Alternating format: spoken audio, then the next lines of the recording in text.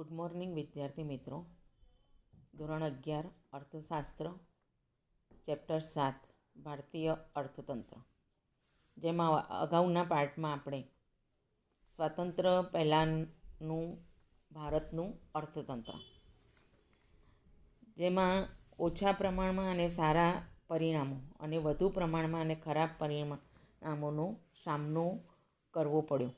એ કયા ક્ષેત્રમાં તે નીચે મુજબ હતો અને એનો આપણે અભ્યાસ કર્યો તો રેલવે, માર્ગ, પરિવહન, બેંક, સામાજિક માળખું, ખેતી, મહેસૂલનો દર. હવે એમાં આગળ કરવેરાના ઊંચા દરો.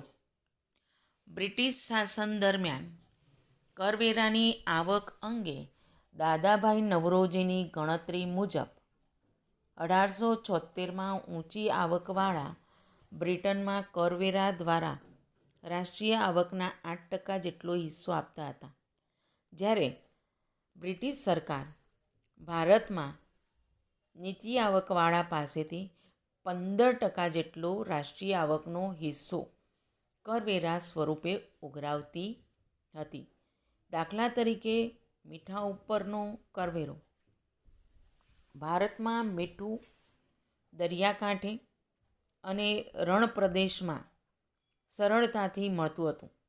તેમ છતાં બ્રિટિશ સરકાર ઇંગ્લેન્ડથી જહાજો દ્વારા મીઠું ભારત લાવતી હતી અને તે ભારતમાં વેચતી હતી, જ્યારે ભારતમાં પાકેલા મીઠા ઉપર ઊંચો કરવેરો લેવાતો, જેથી એક તરફ બ્રિટિશ શાસનને કરવેરાની આવક થાય અને બીજી તરફ ભારતીય મીઠું મોંઘું હોવાથી તે ઓછું વેચાય તો બ્રિટનને તેનો લાભ થાય.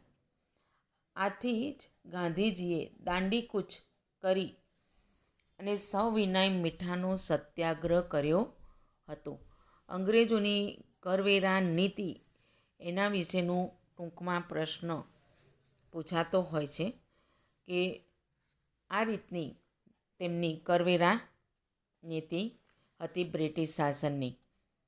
દાદાભાઈ નવરોજીની ગણતરી પ્રમાણે એમ કે બ્રિટનમાં કરવેરા દ્વારા રાષ્ટ્રીય આવકના 8% જેટલો હિસ્સો અપાતો અને ભારતમાં નીચી આવકવાળા પાસેથી 15% એમ કે બ્રિટિશ સરકાર રાષ્ટ્રીય આવકનો હિસ્સો કરવેરા રૂપે ઉઘરાવતી. ભારતમાં મીઠું દરિયાકાંઠે રણ પ્રદેશમાં સરળતાથી મળતું. તેમ છતાં એમ કે બ્રિટિશ સરકાર ઇંગ્લેન્ડથી જહાજ દ્વારા મીઠું લાવતી અને ભારતમાં વેચતી, અને ભારતમાં જે પાકેલું મીઠું હોય એના ઉપર ઊંચો કરવેરો લેવાતો. એટલે એક તરફ બ્રિટિશ શાસન કરવેરાની આવક થાય અને બીજી તરફ એમ કે ભારતીય મીઠું મોંઘું થાય એટલે ઓછું વેચાય, એટલે બ્રિટનને પોતાને લાભ થાય.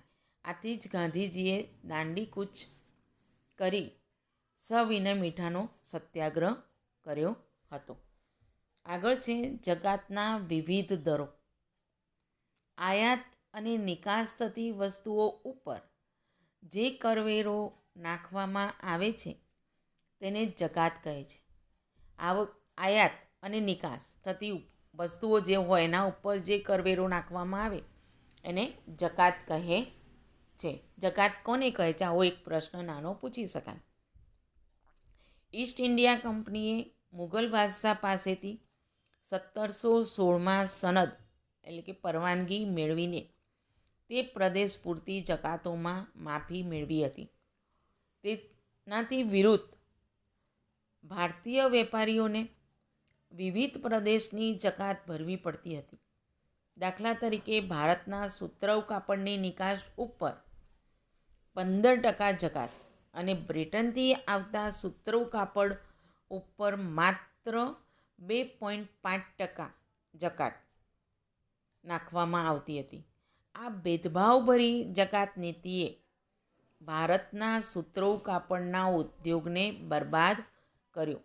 આમ આવી નીતિથી સમગ્ર ભારતીય ઉદ્યોગોની પડતી થઈ. ઉદ્યોગ નીતિ. બ્રિટનમાં ઈસવીસન 1750થી 1830ના સમયગાળા દરમિયાન ઔદ્યોગિક ક્રાંતિ થઈ. તે સમયગાળા દરમિયાન બ્રિટિશ ઈસ્ટ ઇન્ડિયા કંપનીએ ભારતમાં સત્તા સ્થાપિત કરવાની શરૂઆત કરી દીધી હતી. જ્યારે ઈસવીસન 1858 સુધીમાં દેશનો ઘણો ભાગ અંગ્રેજોના શાસન હેઠળ આવી ગયો હતો, જેથી બ્રિટિશ શાસન હેઠળના ભારતીય વિસ્તારોમાં બ્રિટિશ સરકારે બ્રિટનની ઉત્પાદિત વસ્તુઓ વધુને વધુ વેચાય તેવી નીતિ અપનાવી હતી, જેથી ભારતીય ઉદ્યોગ સાહસિકો નિરુત્સાહી બન્યા અને વિકાસના માર્ગે આગળ વધવાને બદલે પડતી થઈ, જેથી ભારતીય ઉદ્યોગ પડી ભાગ્યા અને તેના કારણે શ્રમિકોની બેકારી વધી, જે તેમને ફરી ખેતી તરફ વાળવામાં કારણભૂત બની, જેથી શ્રમિકોનું ખેતી ઉપર પણ ભારણ વધ્યું.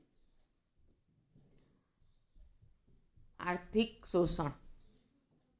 બ્રિટિશ અર્થતંત્રને સુદૃઢ કરવાના આશયથી ઈસ્ટ ઇન્ડિયા કંપની અને બ્રિટિશ સરકારે એવા પ્રકારની વ્યૂહરચનાઓ અપનાવી કે જેના દ્વારા માત્ર બ્રિટિશ અર્થતંત્રને લાભ થાય.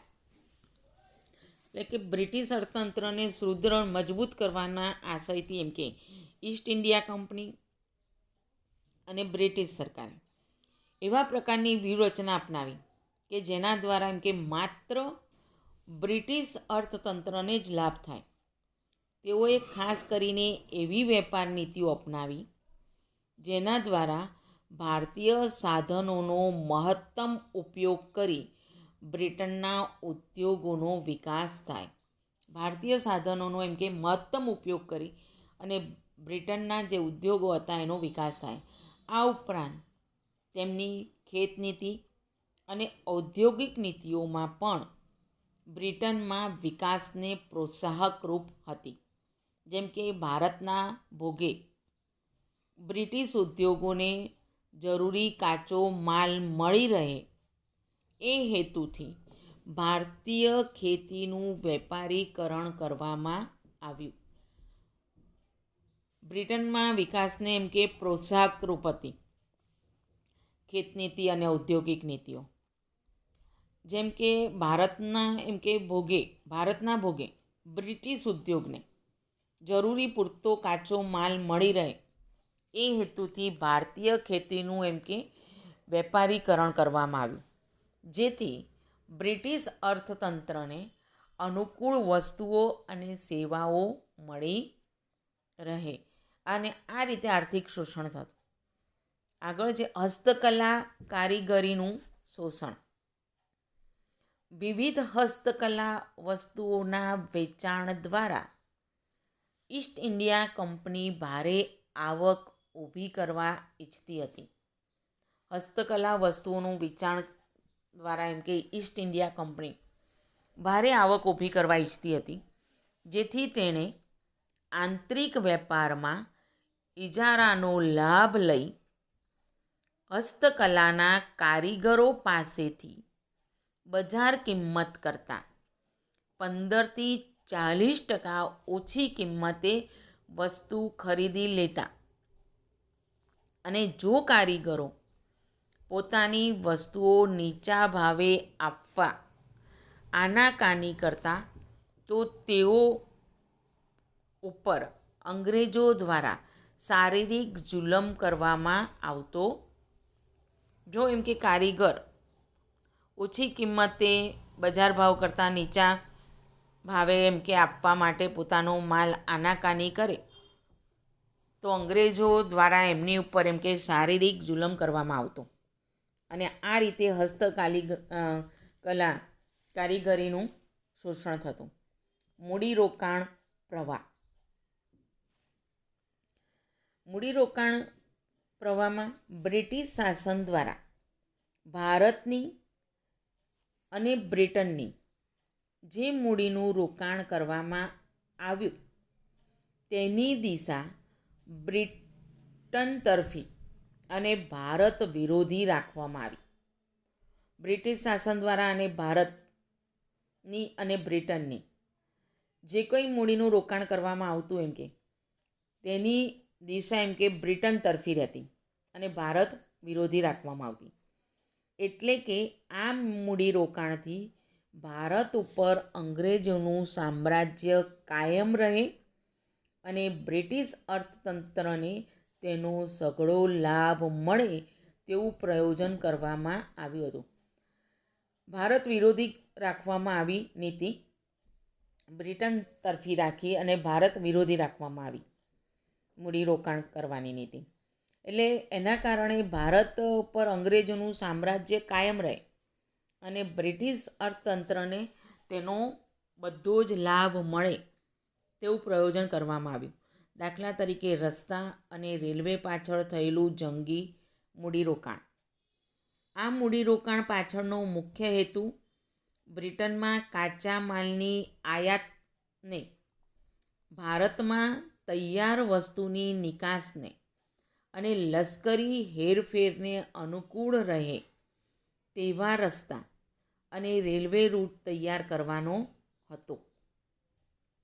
તદુપરાંત રેલવે માટેના ઉચ્ચ તજજ્ઞો અને અધિકારીઓને બ્રિટનથી ઊંચા દરે ભારતમાં લાવવામાં આવ્યા.